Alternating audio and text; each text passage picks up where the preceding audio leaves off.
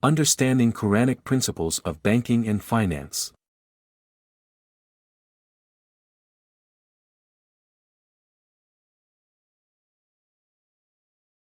The Quran Majid, the Holy Book of Islam, contains numerous teachings on various aspects of life, including management philosophy, banking, finance, business and transactions. It is not like most books.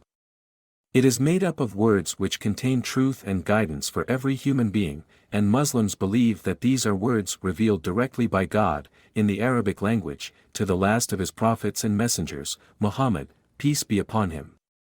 Here are some key principles that can be derived from the Quran. Honesty in business.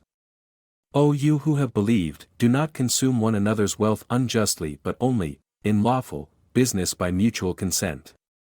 And do not kill yourselves, or one another. Indeed, Allah is to you ever merciful. Here, the Quran emphasizes the importance of fair trade, honesty, and justice in business dealings and warns against corruption and unethical behavior. It teaches Muslims to conduct their trade with integrity and to always act in accordance with Allah's laws and principles. Fulfilling financial obligations. O you who have believed, fulfill all contracts. Here, the Quran teaches Muslims to fulfill their contracts and agreements, to honor their promises, like sihik, demand draft demand promissory note, trade agreement, and to act with honesty and integrity in all their dealings. Breaking a contract is seen as a violation of trust and is considered a grave sin in Islam.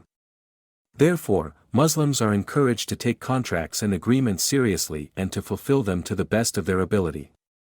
Interest, riba. Those who consume interest cannot stand, on the day of resurrection, except as one stands who is being beaten by Satan into insanity. Here, the Quran teaches Muslims to avoid interest and to engage in fair and just transactions that benefit all parties involved. Charging interest is considered a form of exploitation and is prohibited in Islam. Muslims are encouraged to seek lawful means of earning a livelihood and to conduct their business dealings with honesty and integrity. Fair trade. Give full measure and do not be of those who cause loss. And weigh with an even balance. And do not cheat each other in trade. And do not kill yourselves, or one another.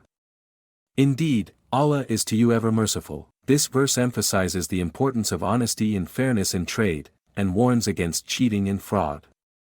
Debt and repayment. If you are on a journey, and find no scribe, then, you may have resort to holding something as mortgage, taken into possession. However, if one of you trusts the other, then the one who has been trusted should fulfill his trust, and should fear Allah, his Lord. Do not conceal testimony. Whoever conceals it, his heart is surely sinful. Allah is all aware of what you do. In Islamic law, the concept of pledge, mortgage, and reconveyance is known as rahn.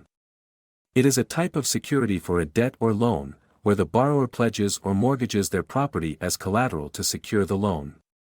Here, the Quran emphasizes the importance of honesty, justice, and fulfilling one's obligations in all financial transactions, including pledges, mortgages, and reconveyances.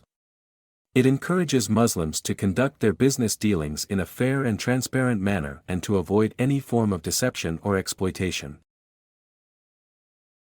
And if someone is in hardship, then, let there be postponement until a time of ease. But if you give, from your right as charity, then it is better for you, if you only knew. O believers! When you contract a loan for a fixed period of time, commit it to writing. Let the scribe maintain justice between the parties. The scribe should not refuse to write as Allah has taught them to write. They will write what the debtor dictates, bearing Allah in mind and not defrauding the debt. Ethical financial transactions. O you who have believed, do not consume one another's wealth unjustly but only, in lawful, business by mutual consent. And do not approach the property of an orphan, except in the way that is best, until he reaches maturity. And fulfill every commitment.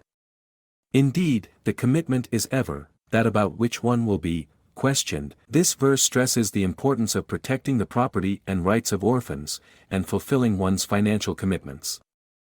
Mutual assistance or cooperation and responsibility. The Quran does not explicitly mention the concept of insurance as it is understood in modern times. However, there are principles in the Quran that can be applied to the concept of insurance. One of the fundamental principles in the Quran is the concept of takaful, which means mutual assistance or cooperation.